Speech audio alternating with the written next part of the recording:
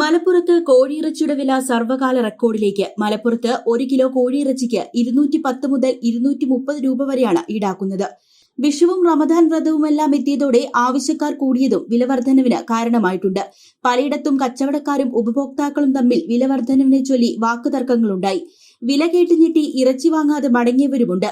ചൂട് കൂടിയതിനാൽ കേരളത്തിലെ ഫാമുകളിൽ നിന്ന് ആവശ്യത്തിന് ഇറച്ചി ലഭ്യമാകാത്തതും വിലവർദ്ധനവിന് കാരണമായിട്ടുണ്ട്.